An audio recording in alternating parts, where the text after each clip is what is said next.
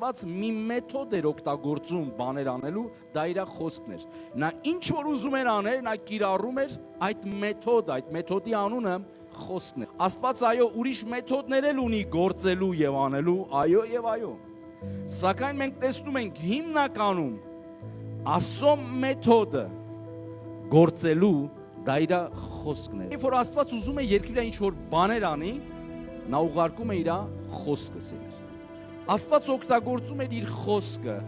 ստեղծելու, արարելու համար։ Նա ասեց լույս լինի, որովհետև ուզում էր լինի։ Աստված ինչ որ ուզում էր,